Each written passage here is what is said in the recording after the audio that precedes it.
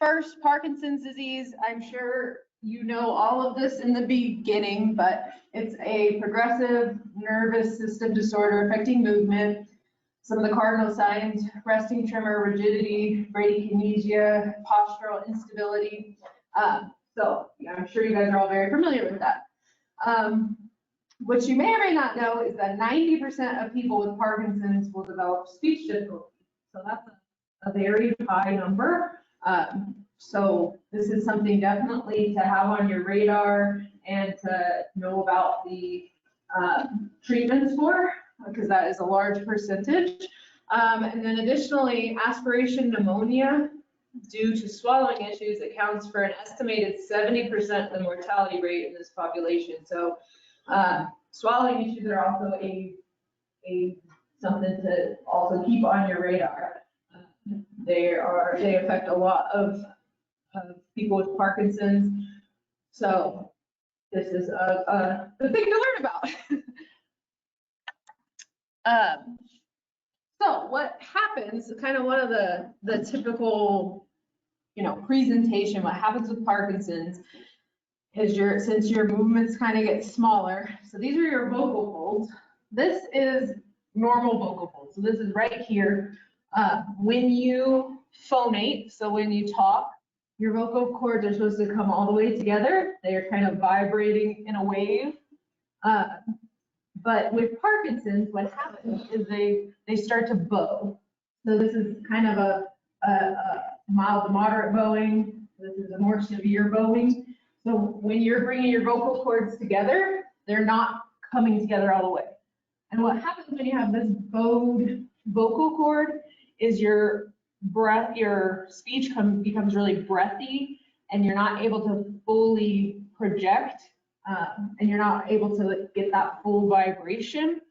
The other thing that this is important is when we swallow, our vocal folds are our #1 protectors of our airway. So when we're just talking and breathing, our vocal cords are open. And then when we go to swallow, in a split second, we close off our vocal cords to close off our airway, and we open up our esophagus. So if this is what your vocal cords look like when they're supposed to be closed, there's a big hole for your airway. So food and liquid can go into your airway, and then that's what causes the aspiration pneumonia. So if you don't do anything about your speech or swallowing, there's a good chance you're kind of end up here. And when you close your vocal cords, they're not going to come all the way together. Makes speech difficult, makes swallowing difficult. So these are just some direct quotes from some of the patients that we have seen. Some of these may resonate with you, but people have been telling me I am soft-spoken for years now. Speech is gone, losing my voice. My wife says my voice is muffled and mumbled. My voice is too weak to be heard across the room. My voice is not as strong, sometimes hoarse. My husband has a hard time hearing me. My voice gets tired after a while and I run out of breath. I have become more and more isolated, coughing when eating, especially with crackers, breads, and liquids, and sometimes choke. So those are all direct quotes from individuals with Parkinson's on their first initial visit with us. So some of those may kind of resonate with you. Another thing to kind of just mention on here is Parkinson's disease can sometimes be correlated with changes in cognition. So attention, processing speed, problem solving, executive function, memory, language, visuospatial skills. Those are all some things that you might notice you're having difficulty with, and that's also within the speech language pathologist scope of practice.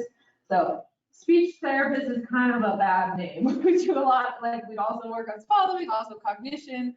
So these are also things to kind of keep an eye on because, let's say you're having difficulty with your memory. There's a lot we can do to kind of help with that. So then you kind of heard Jackie talk about all these different parts of Parkinson's and what you might notice some difficulty with. But the next step is being evaluated and then treated and working on all these things. And so pretty bluntly, one thing about Parkinson's is it sucks, right? But we know that it's really responsive to treatment techniques. So first step to even starting treatment is to do an evaluation. So this is kind of what an evaluation would look like for speech therapy. So you come in, we check out your case history. So that means previous diagnoses, things that you've had trouble with in the past, medication management, really any important things. So we kind of go over that together, because that's a big part of the whole picture. And then we look at kind of these 3 core areas, and there's always more if you have some trouble with other ones, but your voice and your speech, your swallowing, and your cognition. So those, like Jackie said, are kind of 3 big areas that can be affected by Parkinson's. So we'll kind of do some analysis on your speech and your voice, like look at how loud you are, look at and talk about how intelligible you feel you are to other people, and kind of gauge, like, do you feel like people understand you half of the time? Do they understand you 75% of the time? And get some more measures on that. And like how Jackie showed the vocal fold bowing, we'll kind of look at some measures to see, are you breathy? Does it sound like you might have some bowing? And how can we help your vocal quality? And then we'll look at your swallowing. So typically a swallowing assessment looks like you try some food. We kind of check it out, see if you have any trouble. We have 3 phases of swallowing. The first part's in your mouth when you're chewing up things. The second phase is when you swallow here in your throat, and that's where those vocal folds come in really, really important. And then the third part is in your esophagus. Think like if you got some reflux, it's coming up your esophagus. So we'll kind of look at all those 3 different areas with some swallowing. And then we'll do a little bit of a brain assessment. That can include some memory, like are you having some more forgetfulness? We can look at your language and expressing your thoughts, your problem solving. So if you get yourself into a pickle, is it harder to get out of that pickle? So there's, like Jackie said, we need a gigantic title for our name because there's a million different things we can look at. So those are kind of the main part, and then together we'll come up with a plan of care. So plan of cares aren't what we want to work on, it's what you want to work on. So if you're like, these areas are giving you the most trouble, call those really functional and meaningful things, and that's what we want to work on and target together. And then we start some treatment. So that is our next slide. Thank you for being my slide display, Jackie. So depending on what you have some trouble with, treatment will be across your voice and your speech, your swallowing and your brain. Doesn't have to be all those things, could be just one or the other. But one thing, and I'm not a good example today, if you can hear my voice, I'm suffering from allergy season, so it does not sound fabulous, but I am a huge, Jackie and I both, vocal hygiene is so important. So your voice is so central to you being able to talk, to be able to swallow, to you socializing. So we call this vocal hygiene is key, number 1. So hydration, as you notice, Annie cooked you guys all with some water. Hydrating is excellent. You want to have more water in your day and less dehydrating substances. So dehydrating things are typically like coffees, teas, alcohols. Those are things that kind of take moisture from your body.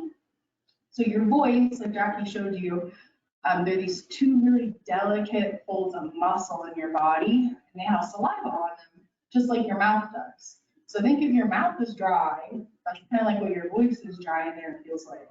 Mine's dry right now, so that's why it doesn't sound good. But hydrate, hydrate, hydrate. So that's my 2 cents of that. And that doesn't mean don't drink your coffee, don't drink your tea, live your life. We all love coffee and tea. But you don't want to be drinking 2 pots of coffee and 1 cup of water every day. So yes. Are you talking about caffeine specifically for coffee? Yeah, like dehydrating. Yeah, or you got no caffeine then, you're good. Yeah, so any caffeinated dehydrating, thank you, good clarification. Avoiding irritants, this is a big one too. So smoke, even secondhand smoke can dry and irritate your vocal folds. Reflux, so I would have to say probably a lot of people have reflux, myself included. Everybody's got some reflux, so that comes up and it can become really irritating to your throat and even your voice, because think it's kind of like acidic coming up and burning your throat a little bit. So that can be very irritating to your voice. So if you do have reflux, I would encourage you to work with a speech therapist or your doctor to manage that, because it's really important to your vocal health. And then there's some medications. So medications can also be irritating to your voice as well. So you just want to work on managing that and trying to avoid as many irritants as you can. But we know it happens, but biggest thing, hydrate to help with that. Next thing that's also very important is to avoid strain or trauma and stress to your vocal folds. So two things that I feel like we don't really realize as much that can cause strain and tension to your voice is whispering a lot. So if I'm whispering like this all day long, that can add as much strain as yelling. So being really loud and pushing your voice together kind of harshly is the same. So try to avoid really long periods of shouting and talking really loudly with your voice and long periods of whispering. So those are just some things that can help save your voice that everybody should know. So, 2 questions. What over the counter? So I know, I think inhalers too can be a little bit difficult on your voice. Jackie, do you know any other? big ones? So I would check with your doctor and check like the labels and stuff. Yeah. So they will usually say it. It's, yeah. They'll say what? They won't say you dehydrate, so what would the? So ones that say like take plenty of fluids with it. Don't say things like that. That's usually a cue. But if you're, it's kind of hard to know what medication specifically, but always just consult with your doctor. If you are notice a lot of like dry mouth and things, ask your doctor and they'll be able to kind of pull that out for you. And the second question is, when I do my vocal exercises, I do a kind of strings, so does that go away with time? So I would, if you're feeling your voice straining, then yeah, you'd either need to kind of lower the volume or what I would recommend is seeing a speech therapist so that you can get to a comfortable level where you're not straining. Because that's something when we're working with patients where we definitely, you only want to go, you don't want to feel that strain. So if you're straining, it can make it worse. Yeah. And so you can produce voice from different spots in your mouth here. So if you feel like you are really pushing from your voice itself, and it is straining and it hurts and it's painful, like Jackie said, I would stop because we do want to keep your voice safe. But your speech therapist should be working with you about other ways to project your voice too. So you can project it kind of from the back of your mouth or the front of your face. And that takes off strain from here. So right now I'm really pushing from inside of my throat and it hurts. It's very painful. So you are right. If you're really, really straining, you don't want that because it can be damaging to your voice. Any other questions about that? Does that make sense? So I should just scale it back.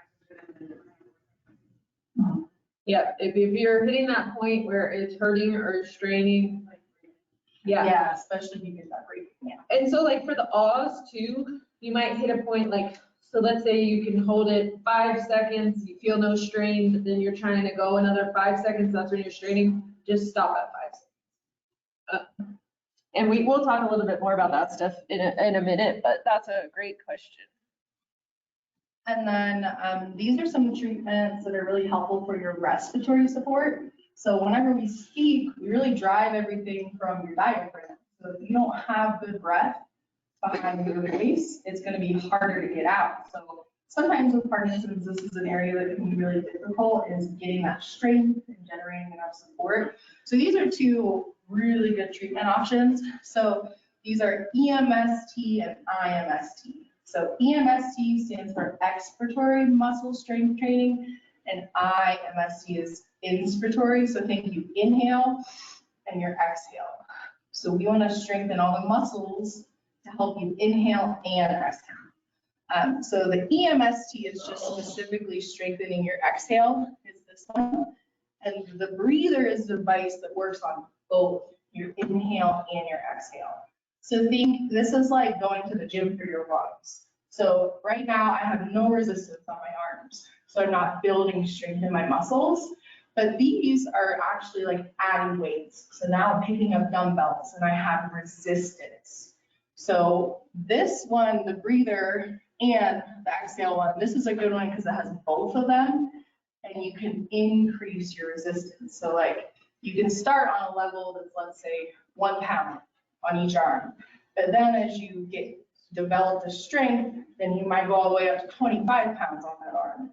And it's the same thing like for your lungs. So we want to weight lift for your lungs. But Do these have anything in common with the clear plastic tubes that have? yeah. So with those, it's just measuring the amount that you can produce. But these are putting resistance. So resistance is what helps build the muscle. Whereas those ones, you're not building muscle because you're breathing into it. Does that make sense? There's at least one of the. Mhm. Just to hold all of the things, that is not showing capacity. Is that building strength, is that? It is, it's still good because it's looking at, like how long are we holding this volume? But these specifically, you keep improving the intensity and things like, even if I can hold my arms here, if I add the weight and hold it, then that's going to increase my muscle. So it's all working towards the same goal. But if you really want to strengthen, these are 2 great treatment options to like really put that resistance against it. And you guys might also have the aerobica devices. They have like a flap on them that you breathe in and out to.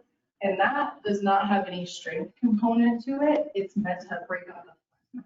So there are different devices that you use for breathing. 1, holding your capacity. 2, breaking up phlegm. And then 3, these have that resistance to that. Yeah, so this is like I'm sorry, do you mean like your speech exercises? Like in general physical activity?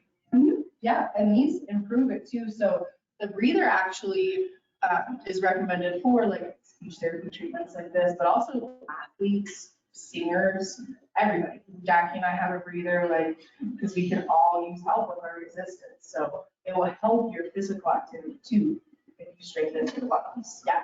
So it's all everything's interconnected, right?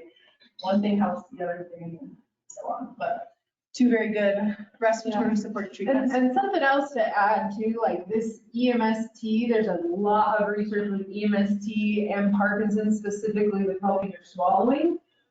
So they have found doing EMST, so doing expiratory muscle strength training helps individuals with Parkinson's improve their swallow function. So that's kind of why I put a picture of the classic EMST, because that's what a lot of the research is done with. But Mary and I prefer this breather because you get EMST and IMST, inspiratory and expiratory muscle training. And then there's also, so this is the website to get it. And if you type the code Puelo, you get 25% off. So a nice coupon for you guys if you are interested in doing it. Yeah. So with this benefit, so what you also have to add more strippers for that. Yes, it would. Yeah, be beneficial. Yeah, and if you go to that website, they'll kind of show you all the recommended populations, but it is really beneficial. There's also an app with the breather. So you can get the breather app and it's like a breather coach. And so it'll tell you what you're recommended, like how many reps to do each day, how many times a day. Yeah. And it's set up, so we could talk again forever about that, but Jackie and I go through a lot in treatment, have our patients bring it in, and then like we are kind of like their own coach with it. But the website is set up beautifully. So like Jackie said, there's videos for every little step of how to use it, how to clean it, your treatment program. The app has everything laid out. For paper, they have paper laid out. So even if you just get one on your own, it is so nicely laid out, and it'll tell you all the populations. Like Jackie said, it's really great. Yeah. And then, yeah, you can switch to Jackie. But I did forget, I was so ready for speech and supporting your speech. Like Jackie said, this does also help like your cough strength and your swallowing, because it's all focused on bringing that voice together and strengthening up your lungs. So it does help your speech, your cough, and your swallowing, and just like exercising and kind of living a healthier life with good supported lungs. So it covers a lot of different areas. And then another type of treatment is MDTP. So it's McNeil dysphagia therapy. So it's very specific to swallowing. So if you have some swallowing difficulty, so Jackie and I are both trained in this program. It's very specialized. And you want to think of it as it is exercise to rehabilitate your swallow. So with swallowing, kind of some of the previous research is that we want to compensate. So we want to teach you ways to compensate for your muscles having difficulty moving. But this program is awesome because we rehabilitate them. So that means we want to get the strength back. So that way you can swallow and eat and just kind of live a normal life. So instead of compensating, we're training the patterns from your brain to your swallow to strengthen. And it's the same thing, like how weightlifting for your lungs, it's like weightlifting for your swallow. But would absolutely recommend Fana's speech therapist. You can go to their website and search locally, right, speech therapist that is certified in this because it's excellent. 90% success rate. Yeah, that's great. Yeah, 90% success rate, including individuals who haven't responded to traditional stage of therapy. So if you are having trouble swallowing, I would highly recommend, like she said, finding a therapist that's certified in MDTP. You have to be, it's a special certification, so not all speech therapists are certified in it. And also, as we're going through all of this, definitely if you can find speech therapists that are certified in some of the things that we're talking about locally, like go for it. If you are having difficulty, we do offer telehealth at our clinic if that is something that you're interested. So like if you can't find an MDTP therapist, you could always see us virtually and we could do that. Yeah, and over Zoom. Brought up a fabulous point that like, if you tried therapy before, like speech therapy for swallowing, and you kind of worked on some of those more compensatory things, and it hasn't like worked as well for you, I would highly recommend giving it a revisit and trying a therapy like this, because it's like hot off the press research. It's a great program, and like Jackie said, we'd be more than happy over telehealth if you're having some trouble finding a local one, but it's great. So here's some other treatments. We're kind of giving you all the treatments that are out there for speech and swallowing, just so you kind of know what the options are. So these top two are actually kind of like hot off the press treatments. Mary and I both every year go to the National Speech Therapy Convention. I always take some continuing ed and Parkinson's and things like that. So these are just being researched, but I did take a course on them. So respiratory swallow training, that is just retraining. So we're supposed to be, when we swallow on the exhale. So it's a kind of a protective measure from your body. So you start to exhale, you swallow, and then you exhale more so that you're kind of pushing air out of your airway. What they found in individuals with Parkinson's, sometimes that is discoordinated. So they're actually swallowing on the inhale, which is dangerous because if you have food in your throat and you're breathing in, you can suck that food into your lungs. So the first treatment is just a training on kind of retraining that so that you start to swallow on the exhale, and that has been beneficial for swallowing. This SM TAP, sensory motor training in cough. So this is specifically to strengthen your cough. So Mary mentioned strengthening cough a little bit ago. That is a really important part of swallowing therapy because your cough is what protects your airway. So we've all like taken a big drink of something and it goes down the wrong pipe and our body goes, and you start coughing sometimes for a minute. That's actually good because it's your body saying, hey, get that out of there. We don't want this in our lungs. Individuals with Parkinson's, sometimes their cough is weaker. And so the sensory motor training in cough is a way to strengthen your cough specifically to better protect your airway. In some cases, some people may opt for voice amplification. So this would be a compensatory strategy. So this is put this little picture of a boom box. So it's just something that you use to be louder, a microphone. So if you weren't interested or in like the rehabilitative side and you just wanted to kind of get something to amplify your voice, that is an option. LSVT, loud, you've probably heard of, is a well-researched speech treatment, and there is Speak Out, which is also a well-researched speech treatment. Mary and I are both Speak Out trained, and we prefer it to LSVT Loud. There's a couple reasons for that. One is it promotes individualization to the patient. So LSVT Loud is, you have to come 4 times a week for 4 weeks.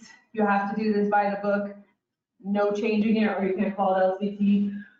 Speak Out promotes kind of individualizing it towards your needs. And Speak Out also includes a cognitive component in every lesson. So those are kind of the 2 main reasons like why we prefer Speak Out. Like I said, LSVT Loud is still a well-researched and good treatment, and there are a lot of similarities between LSVT Loud and Speak Out. So we're going to go into more depth about Speak Out specifically, since we are not LSVT trained, but we know about it, and it is a good treatment. So I would not discourage you from doing LSVT Loud. We just prefer Speak Out as a rehabilitation for speech and swallowing. So kind of this is kind of the basis for Speak Out. We all have 2 pathways in our brain. So this is the extrapyramidal system, or the automatic system. This controls automatic movements, blinking, swallowing, swinging your arms, and walking. Just movements that you are not thinking about. They are just automatic. So the extrapyramidal system relies on dopamine, and this is the system that is impaired when you have Parkinson's, because it does rely on that dopamine. So this is a motor pathway, your automatic motor pathway, that's impaired. We also have a pyramidal system. So this is your intentional system. It's a different pathway, does not rely on dopamine, and this controls intentional movements. So some examples: putting on makeup, shaving, learning to play the piano, things that you're actually thinking about that aren't just automatic. This is the pyramidal system, and this is intact. Individuals with Parkinson's are excellent at intentional motor movements. So this all came about. There was this guy, Daniel Boone, he was a speech language pathologist who did some research, and he had a patient with Parkinson's and asked him to count 1 to 20, and they had a really hard time. It came out really poorly. Then he said, now count 20 to 1, and then it came out clear as can be. Because 1 to 20 is an automatic counting, 1, 2, 3, 4, 5, 6, 7, 8, 9, 10. But 20 to 1, 20, 19, the person had to think about it, and they switched their motor pathway into this intentional pathway. So that's kind of like the basis for Speak Out, where it all kind of came from. So kind of understanding that there's these 2 motor pathways is important, is one of the bases for this Speak Out treatment. So we have all used intent. Think about like going on a job interview when you're, okay, I gotta make sure I say everything correctly. I gotta make sure I have a big eye contact. I gotta make sure I'm smiling. I gotta make sure I'm doing all of these things. When you're thinking about that, that is intentional. Think about driving during a storm. Sometimes driving is very automatic. You're like, how did I get here? I just went on autopilot, my drive home from work. But then when it's storming, you turn off the music, you're really focused on the road, that's intent. Exercising is a good example too. Sometimes you're just kind of going through the motions. Other times you're saying, okay, I need to really lift this weight, or I really need to push this far. I'm gonna really focus on it. I'm gonna use intent. So we have all used intent at different times. So kind of the summary of that is, when people with Parkinson's use intent, their speech is clearer, they stand up straighter, they write more legibly. So we're going to talk mostly about this in terms of your speech, but this is true in a lot of aspects. So Parkinson's Voice Project is the ones that created this program, and a big thing that they say is speak with intent, but they also say live with intent. Because once you learn to speak with intent, you can start applying this to other aspects of your life. You can start walking intentionally, putting the the buttons on your shirt intentionally. You can start using this concept of intent in different areas of your life. So I think, so after learning to speak with intent, oh, that's what I just said. I was ahead of myself. And then I'll kind of chime in here with a little bit of like some differences you might notice. So like Jackie said, speech is very automatic. We're not thinking about it your whole lives. It's just happening. And about 90% of people who have Parkinson's experience difficulty with their speech. So this is a really nice list of signs that you might be having some trouble with your speech. So if you notice you have like a softer and kind of a quieter voice, that can be some signs of some difficulty. If you're sounding kind of hoarse and scratchy, like this is, I'm kind of talking a little hoarse right now. So if you notice a different quality to your voice, that can be a sign. If you're doing a lot of throat clearing all the time, so constantly feeling like I'm having to clear, or you have something in there. Trailing off, so that means like when you're talking and then toward the end you start to do like this. So whenever you're talking and you're not staying consistent across the sentence and it's kind of dipping off at the end. Inconsistent production, so that means like you never know kind of what's going to come out. Some days or with some things you're saying it's coming out great. Sometimes you're noticing a lot more difficulty. Like different situations can cause this. If you're feeling fatigued, it can cause this. So there's just a bunch of different reasons. You might just wake up one day and it sounds different. So inconsistency in your quality of your voice and speech. And then a big one, if you're noticing you are having to repeat yourself a lot. Oh yeah, go ahead. There's a correlation between what we eat, really About so a correlation between what you're eating and this. and saliva. Oh, and saliva. So go ahead. Some days you get more, some days less. And a big part with Parkinson's too is your body not clearing that saliva out of the way. So kind of not swallowing enough to get it down and feeling like you have to clear all the time. So your muscles and your strength pulling it and swallowing it down. So sometimes people with Parkinson's, you can kind of develop like a reminder, like, okay, I can just swallow this saliva. And also to just excess saliva production. So I would talk with your doctor if you feel like you really have a lot of it. Or foods, if we have reflux, maybe some foods can cause you to have more acidity, more production coming up. So yes, and a whole lot of other things. So reflux can cause that. Medications, just the day. Did that answer your question? Ish. Yeah, but a lot of times, like she said, with Parkinson's, you have less swallows throughout the day. So you used to just swallow your saliva down, but if you're not initiating your swallow as often, it feels like you're having a lot more swallowing. So there's even apps you can get that like kind of give you like a little once a minute, give you a reminder to swallow. It's something you also work on in therapy too. I'm sorry, you had a question? Would learning a new language be speaking with intent? Yeah, because it's not automatic. English right now, we're just saying it. But if you have to think about another language, you're really putting thought and effort into it. But yeah, that's a very good example. But yes, you are very correct. Yeah. So here, having to repeat yourself, and also notice if like your spouse or your friends are constantly saying, what, can you say that again?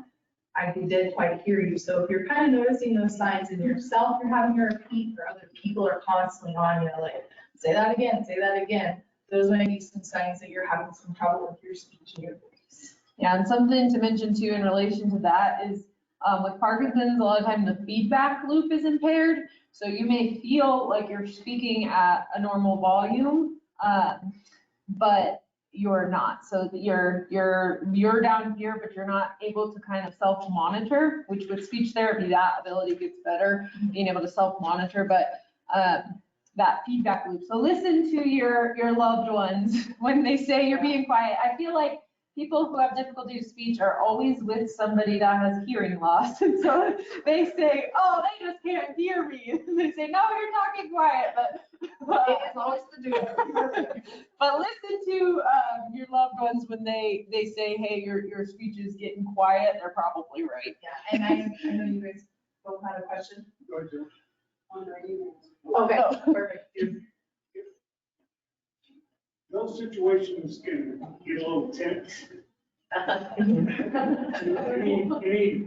suggestion?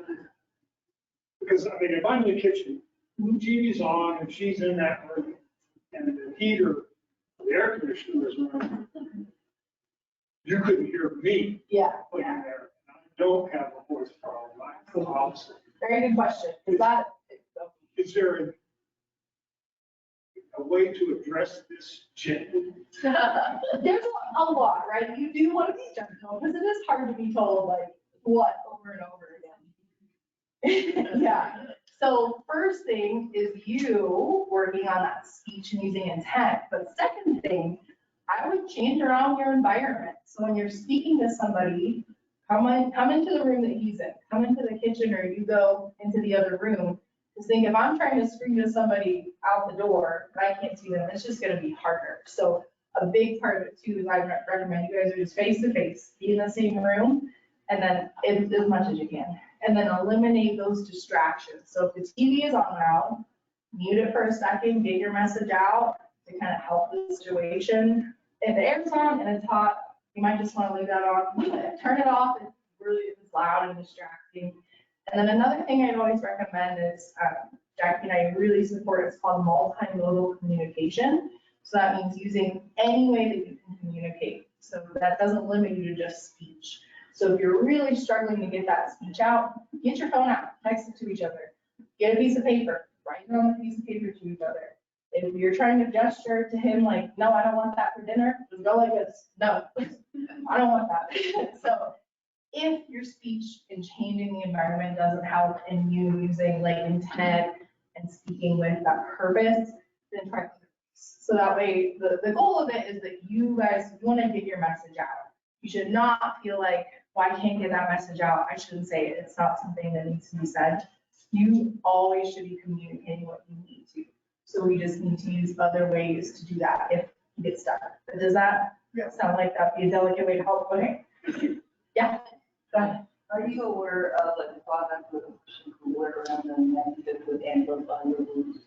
So I'm not, Jack, you can interject. I do know if you go back a couple slides, I call it the chatterbox, but there is one that you wear, it attaches up to your mouth. So you have a little microphone here, and then it comes out of a little box on your side. So it does amplify, and that's another thing you could use if you needed. So it comes out, you kind of wear it on you. It looks like a little speaker, but it does. You can do that. I'm not aware specifically of one for your neck. Are you? No, not to say that they don't exist. A lot of the around the neck are actually for hearing, so the opposite. So it's like, it's taking the endpoint and amplifying it, or connected to a hearing aid or things like that. That's what I see more often. Not to say that it doesn't exist out there. Most of the ones I see have like a little headphone like this, but there might be one that the microphone is down here. Yeah. I have one of those microphones down there. Oh, you do? Okay, cool. Do you know what it's called? No? Well, it exists. It's real. Okay, cool. Yeah, all the people that drive through now, McDonald's and Wendy's, they're all wearing. Yep, it goes right here. You got it. Yep, and then it's just gonna project out for you. And it's nice because it's hands-free too, and you just review. And then, so as Jackie's been talking about Speak Out, that's a program that we are both certified in. So it's through the Parkinson's Voice Project. And I would highly recommend, if you guys have not heard of this, check out their website. It is also great. It has lots of resources about Parkinson's, information. It has free lessons on it every day, or like Monday through Friday. I think they post at 9 a.m. So it's a new lesson each day. And then also, if you start this with treatment, it has 25 lessons. So you get a workbook. So with your speech therapist, you guys get a workbook sent right to you for free at no cost. And then it's made up of those 25 lessons. So it works with your speech, your voice, and what's really great is that it has brain exercises in it. So it works with your cognition in every single lesson. So it kind of helps strengthen that. And doing speak out strengthens all of these things and can even help your swallowing too, because you're strengthening these muscles that are closely related to swallowing. So you can do them in person. It's just the Parkinson's Voice Project.org. Yep. So Parkinson's Voice Project. Some of the certification programs will also include people who are. We have to know to be have that or Yeah.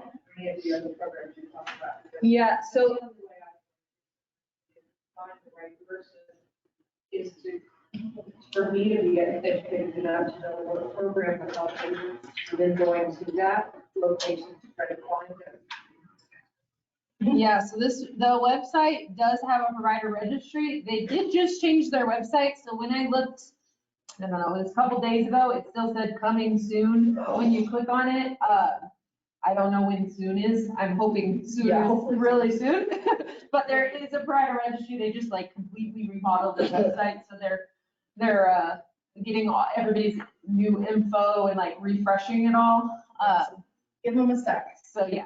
Looking right now. And again, if you're having difficulty finding one, this can be done in person or virtually. This is actually a great treatment to be done virtually. Like it's just as effective. They've done a lot of research on that too. It's just as effective virtually as it is in person. So that you always have the option to contact us and get speech therapy virtually. Yeah, If you can't find one local. Yeah, even if you just type in speak out, their website should be the first one that pops up. But Parkinson'sVoiceProject.org. And like Jackie said, great either way. And then there's free lessons daily, but you'll work with your speech therapist through all these lessons. They kind of increase in hardness as they go on, and you'll really work on using that intent. So again, they're free. I think, yeah, I'm talking about all that. I was ahead of myself. But a trained speech therapist will go through it with you. And then it's just a wonderful program and really helps you learn to live with intent. But we're highly recommend. So if Parkinson's patients are always using intent, isn't that part of the Because you're automatically not using a lot of see it that way. You're doing everything in intent. Doesn't that make you more cost? Just like brain fatigue. Like driving through a storm, you know, it's like, if you're driving through a storm for 8 to 10 hours. Yeah, and I would recommend too, if you feel like you are speaking from start to finish intent all day long, you're probably doing a lot in your day. Take a little break. But if you do feel fatigued, I would just go spend some me time and do things that are replenishing to your brain. Like maybe listening to music, going for a walk, taking a bath. So do something to help your brain kind of replenish a little bit. But I would recommend it is just very crucial to live life with intent. So it might be a little bit tough sometimes. Go have a little break. That's what I would say. But the flip side is that you don't have intent, and it's going to be harder to talk, walk, and swallow. Too many. And in my experience, there is not increased fatigue. If anything, it is reduced because you strengthen your muscles. So going through this program, your vocal cords aren't bowed. You're able to, so it never becomes automatic. So you're never gonna speak with intent without thinking about it, because that's the opposite of what you should be doing. So you're always gonna have to work on it to some extent. But then speaking isn't as laborious because your muscles are working. So in my clinical experience, none of my patients have reported increased fatigue when speaking with intent. If anything, it gets easier because their muscles are stronger. Like Jackie said too, you know, you're not gonna have to repeat yourself as many times, and it doesn't get as, you know, it's not as exhaustive because hopefully you are not talking from sun up to sundown, that's broad your voice. Just living, yeah.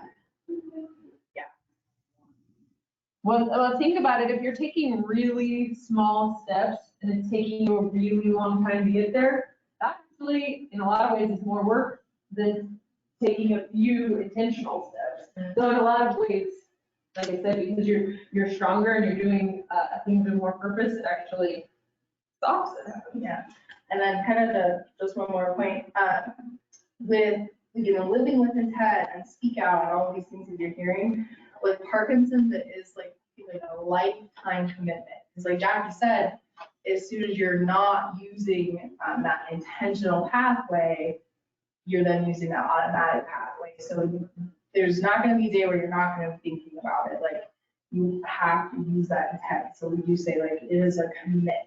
You have to be committed to using intentional techniques. Yeah, and the only other thing too, like Mary was saying, the workbook's free, but you do have to be with a speech language pathologist that's trained in speak out in order to get the workbook for free. So if you just called today and you weren't working with a speech language pathologist, they wouldn't send you one for free, but if you do find a speech language pathologist that is trained in speak out, then you would get that workbook mailed to you for free. So, any other questions about the speak out? There's kind of some more components to this, but about this individual process. The recommended, so like LSVT is 4 times a week, 4 weeks. The initial recommendation for this is 3 times a week for 4 weeks. But they're actually finding people don't even need those full 12 sessions to meet their goals a lot of times. Again, it's individualized. So if you're meeting your goals before that, you might only need 6 sessions. If you still need a little bit of help, you might need 16 sessions, depending on severity and things like that. It is individualized, but the majority of patients aren't even needing the full 12 sessions before they meet their goals, which is really cool. It's 30 minutes. So your initial evaluation is longer, but after that, your treatment sessions are 30 minutes. So I think it's video. Yeah. So this is a few minute video. These are some of our clients that we have seen with Parkinson's. So with the audio's on and all that. Okay.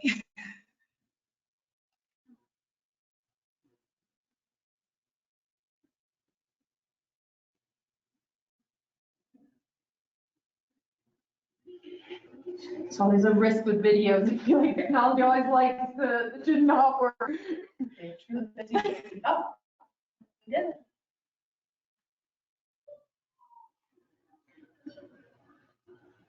Let's see. Yeah.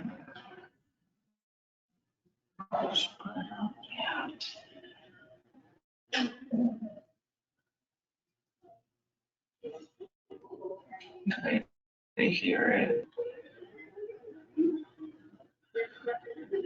Yeah, we're getting there. We're getting there.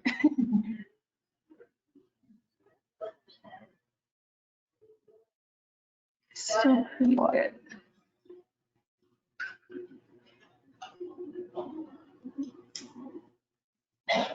Oops.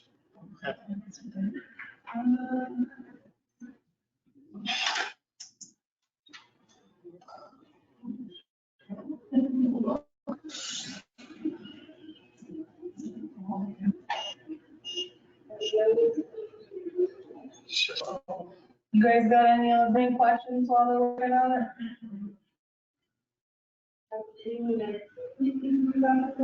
Have you guys read all? Oh, it's coming.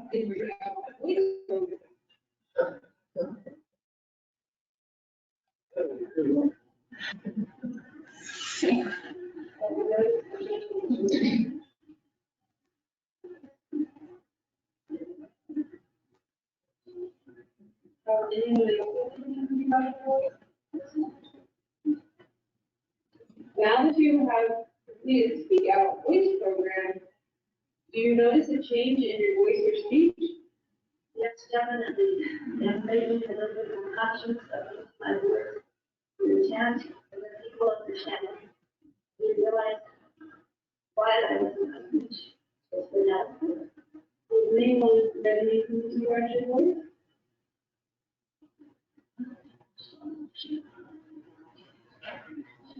Have your family and friends noticed a change in your voice? What is it taking your voice? What do you know?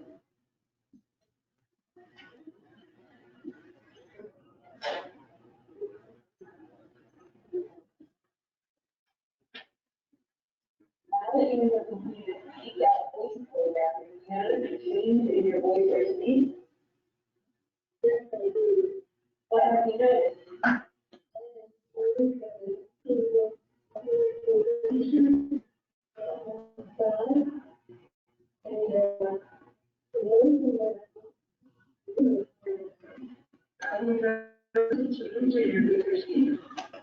So I'm going to pause it. I know it's very quiet, but what you may have noticed is you probably couldn't, the befores, you probably heard nothing, but you probably heard some sound on the afters. So if we had more volume, I think it would, you know, you'd see more, or you'd be able to hear more of a difference. But even at the very, very low volume, as far as I'm concerned, before I almost didn't hear anything when they were talking, but I was able to hear them in the after.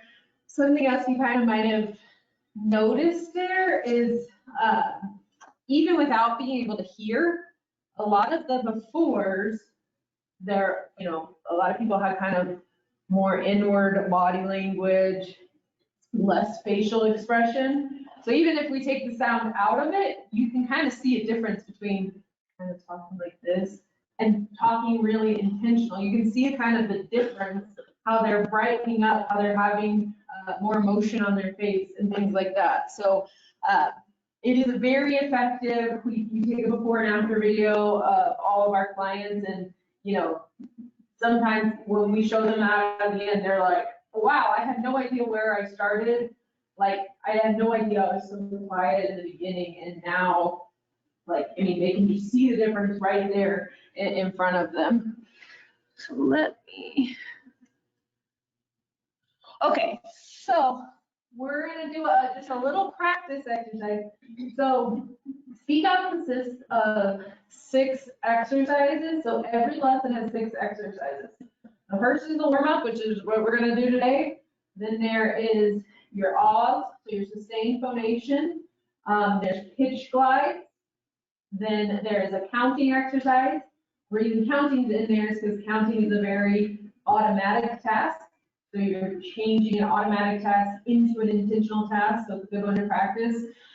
There's a reading exercise and there's a cognitive exercise. The reason the cognitive exercise is in there is because conversation is a cognitive activity. You're constantly thinking about what you want to say. So it's the hardest when you have a high cognitive demand to have clear speech and use your speech strategies. So including that cognitive component not only helps work on cognition, but it is more similar to conversation. And then in your session, you go through all 6 lessons, and you're doing those 6 activities at home too in your home practice. And then in your sessions with your speech therapist, you're also doing some sort of carryover exercises, some conversation based, or to kind of work you through, so that at the end you're able to communicate in a conversation using intent. So this is just the very first step. It's a part of every single lesson. So the words may, me, my, mo, moo, these are intentional words to kind of help you, your M sounds made with the front of your mouth to help you throw forward. But we're not gonna, so back in the day for Parkinson's speech treatment, we said, okay, this is what you're doing with your breath. This is what you're doing with your mouth. This is what you're doing with your voice. This is what you're doing with your speech. All of these different cues, not effective, too much to think about. The only thing I want you to think about is with intent. So I want you to be purposeful. So instead of saying maybe my moo, you're gonna do it with intent. May, and we're gonna kind of make them kind of connected. And I want you to think up and over, like you're like, I'm trying to throw my voice over to Annie in the back. I'm like throwing my voice across the football field using my big CEO voice. We're going to with intent, it's going to sound like this. May, me, my, mo, moo. Throwing that voice out. I'm ready. Okay, let me hear it with intent. Throw it at me. Ready? Make me my move. Nice. Good, good. Let's do one more time. Make me my move. Nice work. I saw a lot of people using intent and really, and so it's interesting as speech therapists, like I said, back in the day, it was, you know, open your mouth wide, do this and this and this. You guys are doing all those things with just one simple thought of using intent. So it's a lot simpler, and it's just as effective, and you're able to kind of do all those things naturally without us having to sit here and tell you to do it. You're taking in a bigger breath, you're opening your mouth wide, you're doing all those things, but you're just thinking about being intentional. You guys sounded great.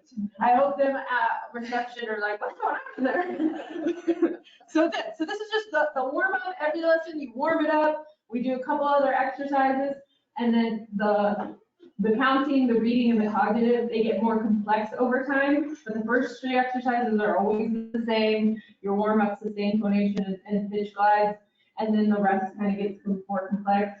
So you go through your workbook in the beginning, and then the following components, which I'm going to talk about the group in a second.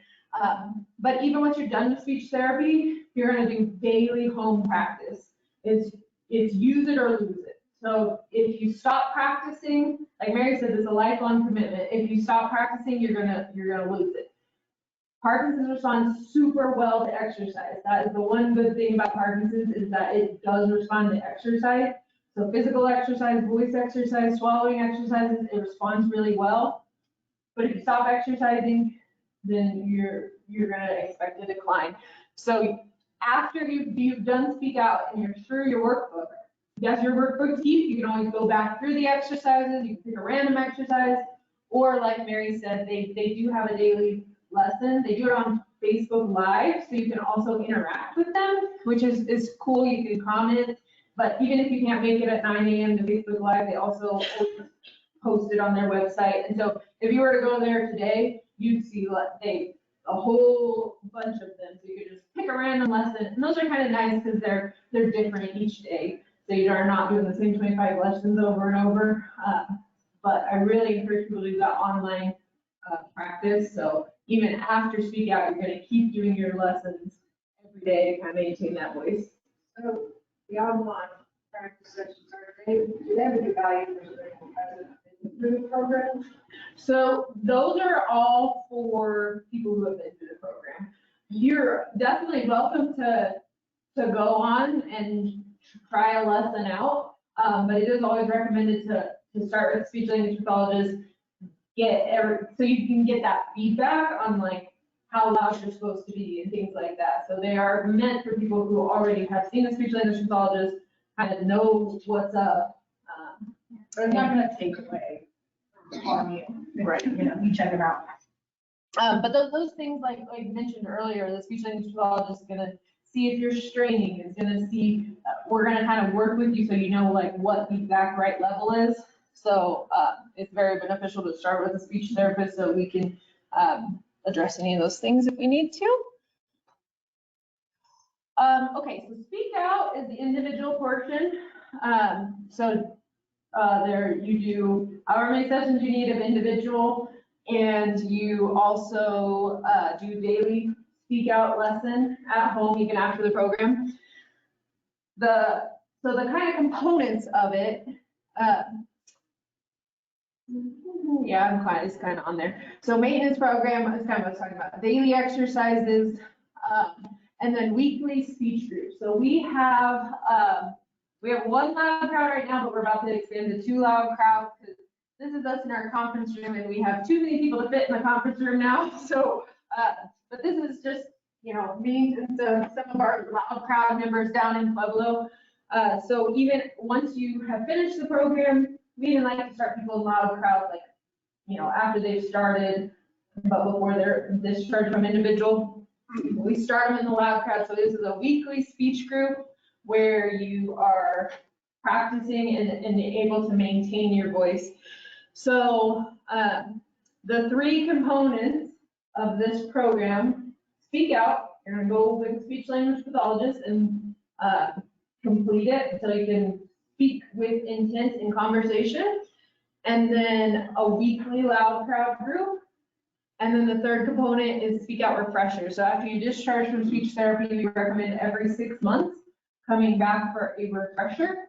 So we would just kind of on discharge, we kind of mark your levels where you're at. And so in 6 months, you come back, we test you again. If your levels are the same, we say, cool, you're doing great, see you later. If they have dropped, then we do a couple like refresher sessions. It usually doesn't take the full time if it's just a refresher, but just a couple sessions kind of get you back on track. If you notice a decline before the 6 months, you're always welcome to come back earlier. But that 6 months is a way to kind of keep on top of it. And so the best way to treat anything really, but with Parkinson's, is trying to prevent a decline, not wait until you hit a decline. It's so much easier to prevent a decline than to have a decline and try and bring you back up. It's possible, but it's much easier to kind of stay on top of it versus just waiting for things to change. So some benefits of loud crowd support. Our loud crowd people, they are very bonded with each other, and they enjoy coming to our loud crowd. They have fun. We do speech exercises, and we always do some sort of carryover. Recently, we did a debate on if a hot dog is a sandwich or not, and we had like a very good conversation. People speaking with intent. They had a lot of feelings about that, but just kind of practicing those conversation things and practicing using intent. But it also is a really good way to kind of have support. And education, ongoing instruction from a speech language pathologist. So again, I'm not sure in this area. Last time I looked on the website, which has been a while, we were the only in-person loud crowd in Colorado. It might be different now. I have always, if there is enough interest, loud crowd can also be done virtually. We don't have a virtual loud crowd right now. But let's say a lot of you guys wanted to start and do virtual speak out with us, we could always start a virtual loud crowd. That's something we're always open to. And we just offer loud crowd for free and just a way to kind of give back to our community. So that is always, if we get a lot of virtual speak out people, we may make a virtual loud crowd. There's also been research on that, and it is also effective. Yeah, and to kind of tie into what Amy said in the beginning, you know, if you're not in a support group right now, we highly recommend, because it is just so important.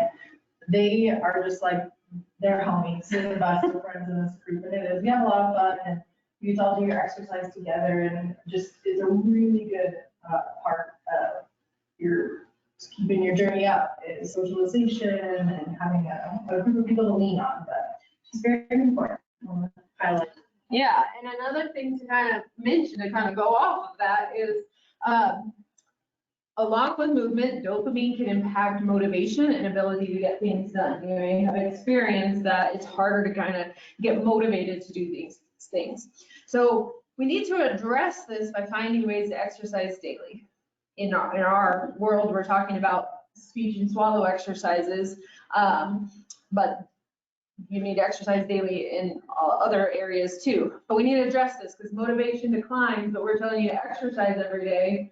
That can be hard for some people. So maintaining your ability to speak and swallow depends on this. You have to be exercising daily. If you've heard anything from us, hopefully it's that. you gotta keep exercising in order to maintain that ability to speak and swallow. So some tips are setting goals and establishing routines can really help with this. So getting those routines built in. But this is why groups, whether it's an exercise group, like a physical exercise group or a speech group, or getting involved with the PAR activities can really help, like having that community. I know in our loud crowd, if somebody's missing that week, they're saying, where's Jean? Where's Jean at? I am Jean, and then that kind of keeps Jean on it. Everybody's asking about you this week. We actually have great attendance though, because everybody wants to be there. They know the value of it and they know how important it is to maintain their speech and swallowing. But kind of getting in those groups, staying involved, it kind of helps with this. But some other things too, just getting routines. So with Speak Out, I always tell people to do their exercises. They pair it with something they're already doing. A lot of times breakfast, so most people eat breakfast every day. So you eat breakfast, then you do Speak Out, or you do Speak Out, then you eat breakfast, or find some other task. I have somebody that reads the newspaper every morning, so do Speak Out, then read your newspaper, or read the newspaper, then do Speak Out. Kind of pair it with something so then it just becomes part of your routine, and this kind of helps address the motivation side of it. And so, I had this here somewhere. That's the website, parkinsonsvoiceproject.org. So it has more information. I also highly recommend, they do it live, I think, twice a month, but then they also have a recorded, it's just like a Parkinson info webinar.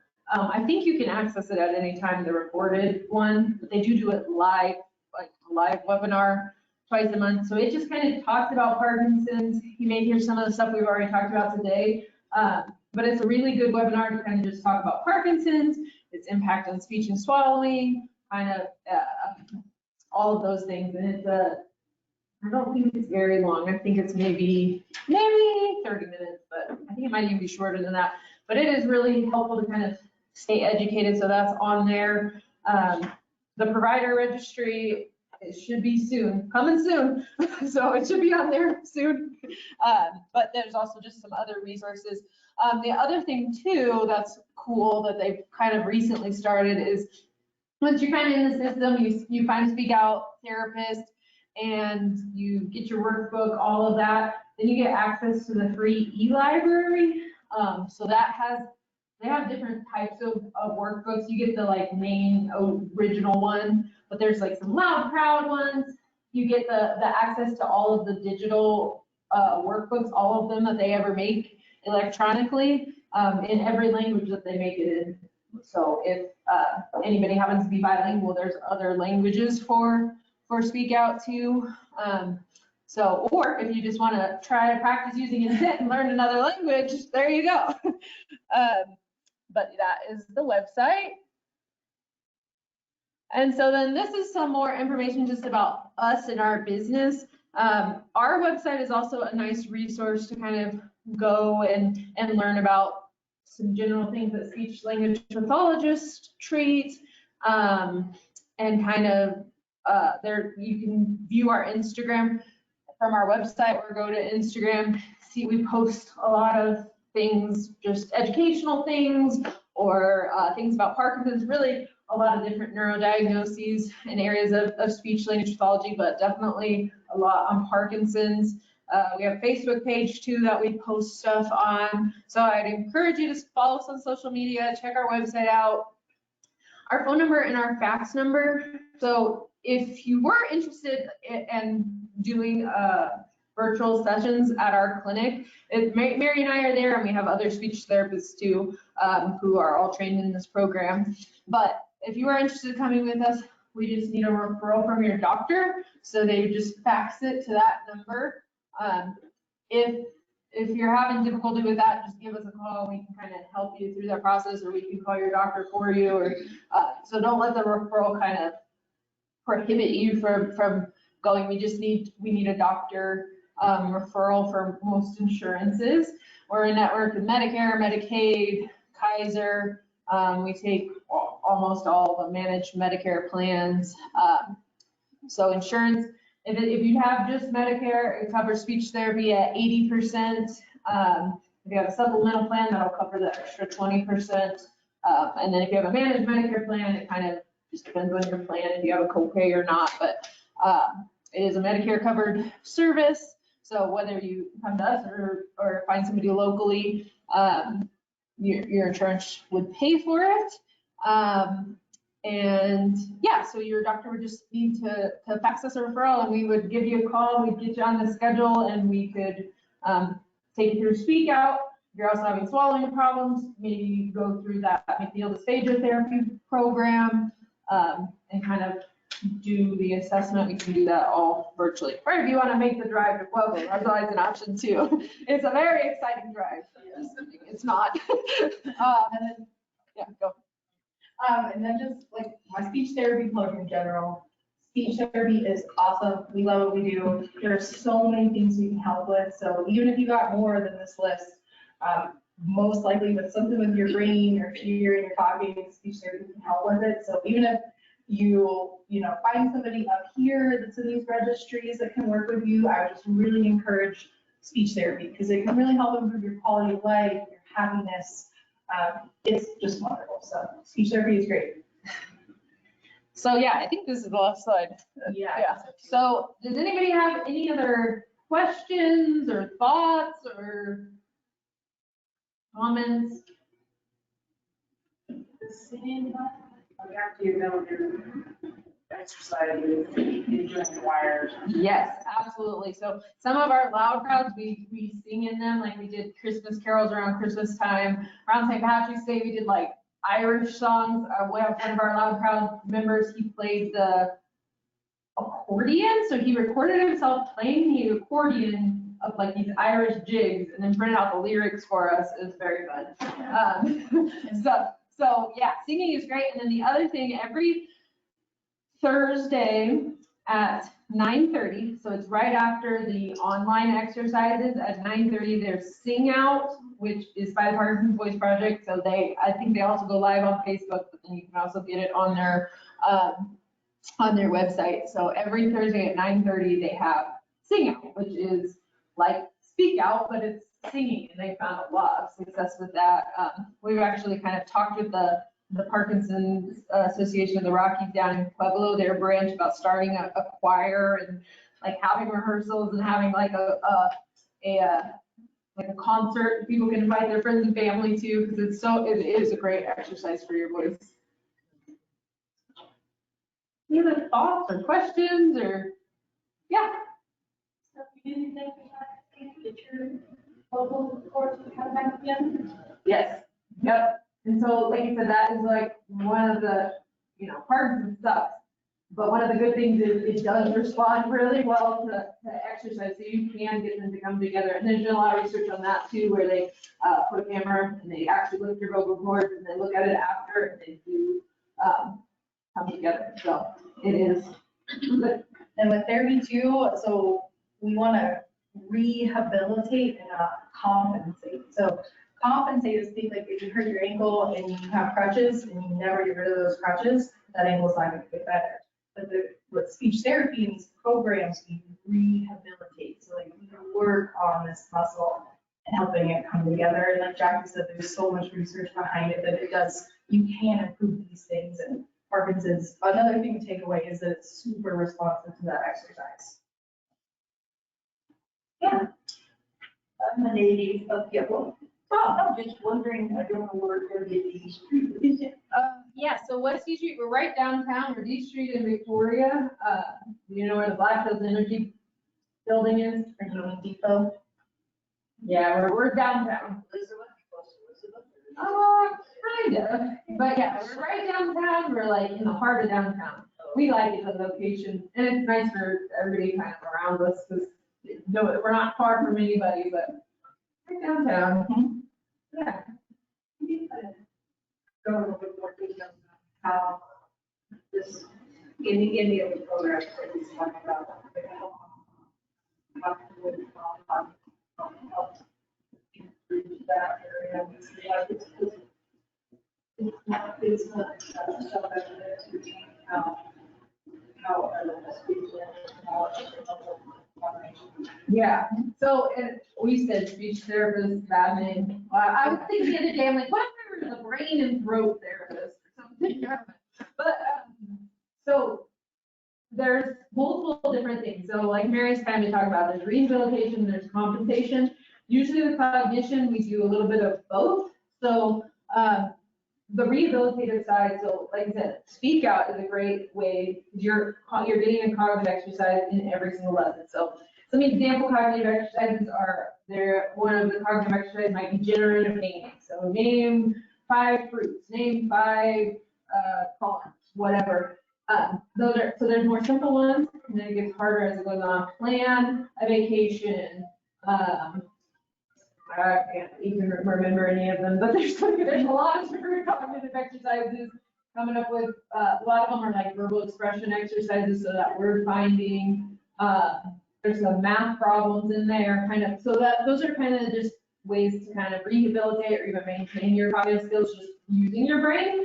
But then, and there's some other interventions too. So cognition is a main concern of yours. Like we said in the beginning, when we developed that plan of care, we want to work on the things that you want to work on. So if you're like, I don't want to work on my voice, I don't want to ever talk again, we won't work on your voice.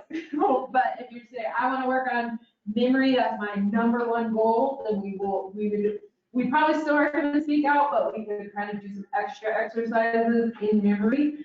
But another big part of that is learning strategies. So like with cognition, that is a big part. So we'll train you in strategies, depending on what cognitive domain. We went through all those different cognitive domains in the beginning. So memory, attention, problem solving. We teach you specific strategies for that cognitive domain, because our goal is to make your life easier. So if your memory is impaired, how can you still do all the tasks you want to do, even with impaired memory? So we have some exercises that might bring your memory up, but we're also going to teach you strategies that even if your memory is down here, you can still do everything you want to do. You have strategies in place. It might look a little different than the way you used to do it, but you're still able to do everything you want to do. So it's a combination of rehabilitation and compensation. And I'm not skeptical, but I'm just curious, there's volumes of research that is on exercise. So is there data on the cognition? I'm not here to list.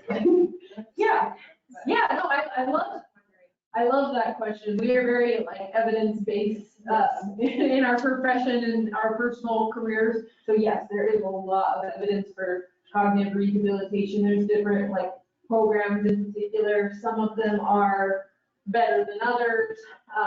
Like there's certain things like you guys have heard of luminosity. All the research on luminosity is it makes you feel like you're improving your cognition, but it doesn't actually improve cognition. So like, yeah.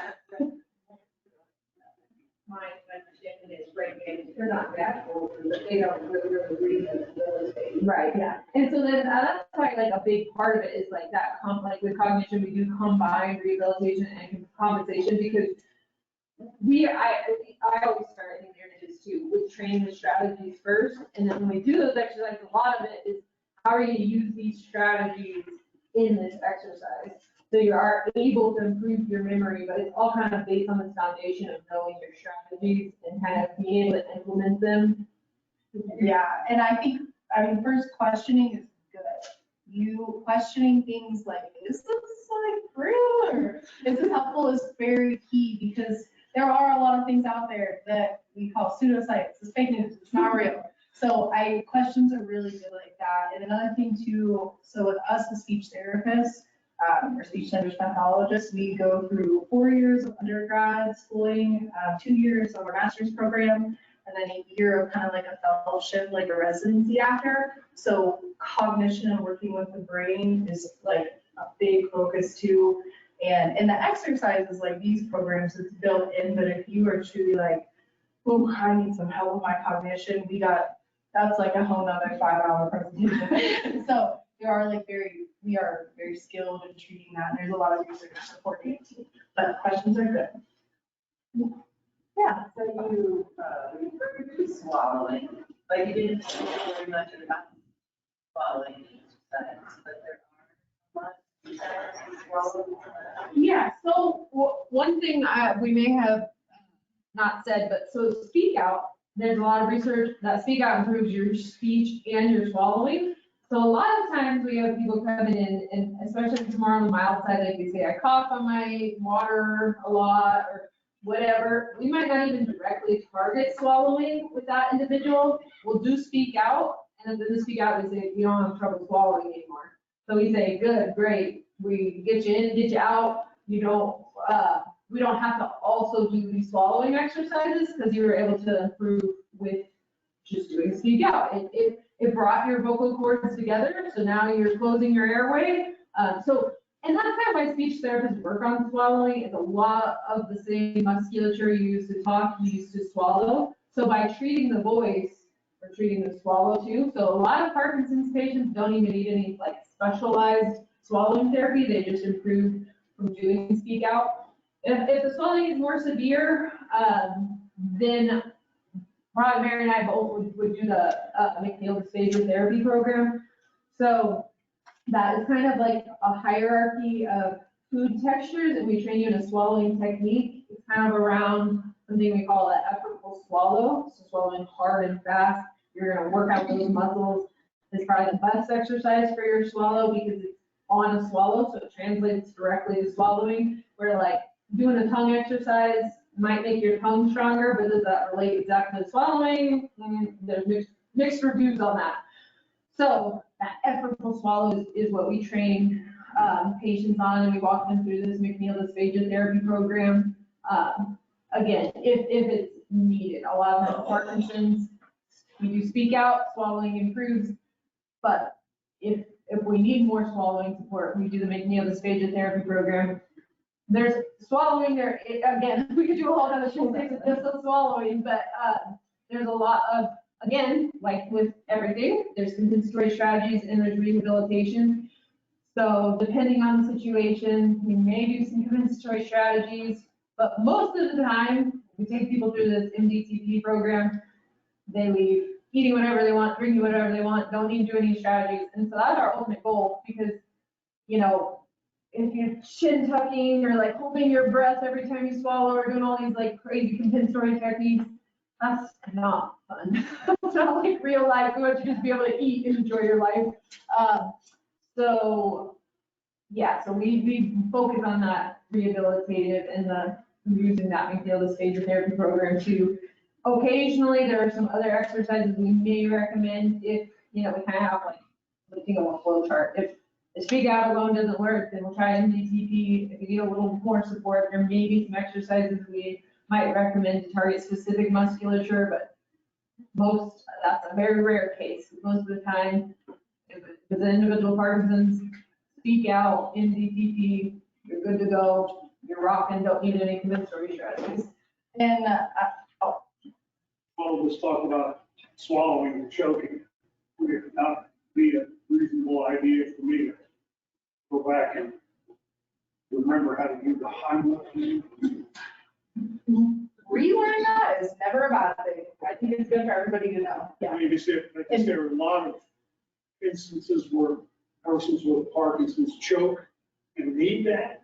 So we're both trained in it, Okay. just in case, you know, I personally haven't had a session where I needed it, but it's just important to be prepared. Yeah, but I would recommend it for sure. And if you are noticing signs of swallowing, get them into a speech therapist ASAP. Also, like in the meantime, if you have to wait a little bit, like cutting the food in smaller pieces and things like that. With aspiration, so that's things going in your lung, like water and things like that. If you aspirate like once or twice, you're probably fine. If it becomes chronic, that's when it becomes a problem. But choking, for example, like actually choking, turning blue, that's what you want to avoid. So by cutting the food up really small and things like that, would be beneficial. And I would say my other 2 cents was following what Jackie's talking about it, is oral care. So whenever you aspirate, like she said, that food goes into your lungs, and it's not the food itself that can turn into aspiration pneumonia, but it's the bacteria from your mouth that attaches onto that food and then goes into your lungs, and the bacteria is the problem. So brush your teeth 2 times a day at least.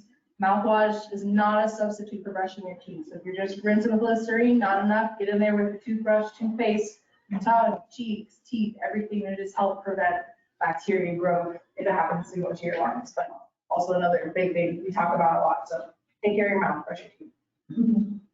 Do you ever do like a consultation, probably in person, with a potential person, to try to kind of discuss it more in depth and see if it would be something they would benefit from, or just signing up. Yeah, so we do free phone consultations. We usually don't want them to go over 15 minutes, but we can take up to 15 minutes to kind of talk about things. So yes, absolutely.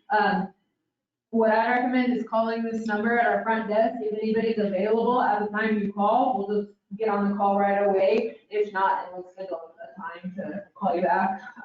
But yeah, we can always do that.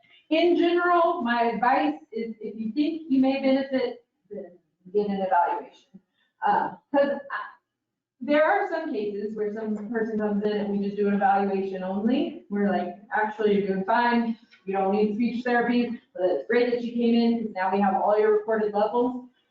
So if you were to decline, we have this data to compare it to. So when in doubt, I would say come in for an evaluation. And a lot of times people, even if you do just do an evaluation only, we provide a lot of education, things to look out for, a lot of support. So a lot of patients, even if they're coming in just for the evaluation, they find it really beneficial because they're able to kind of get everything checked out, get education on what to look for. So if you're kind of on the fence, I would recommend going for an evaluation and then speaking with your speech language pathologist about what they recommend, about what you noticed, and then that plan of care development that we mentioned is very collaborative. Like I said, if you say, I don't want to work on my speech, I don't want to work on my swallowing, I only want to work on memory, we say, okay.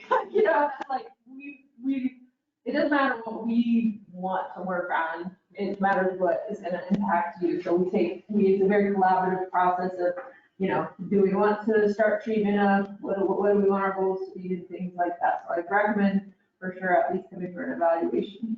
Yeah. Are you familiar with the program? Is it just my personal experience? That choking, which may or may not be on my saliva, but I mean, it doesn't mean there's like something wrong. But it will many times hurt my ass. So there's a very close relationship for me between, you know, having some swallow of them and then having them, you know, having the text that I can't breathe, but for different reasons. Is that something that y'all are familiar with, or? Yeah, and so I personally also have asthma, so asthma queen over here, but yeah, so and everybody has different asthma triggers, so like that, I would have kind of classified one of your asthma triggers. I would highly recommend using the breather that we showed on that previous slide, because that really has helped, and even me personally with my asthma has helped. I went to the asthma doctor, and they're like, wow, your numbers sound better. The use the breather. But yeah, so I would definitely recommend that. Like I said, I would say that is one of your asthma triggers. And again, kind of with saliva and Parkinson's, if you're having that excess saliva and it's kind of spilling back more often, and two, kind of when we say choking, we like Mary and I think of like turning blue, need to do the Heimlich, something's lodged. A lot of people kind of call choking like when they're coughing. If you're coughing, that's actually a good thing. So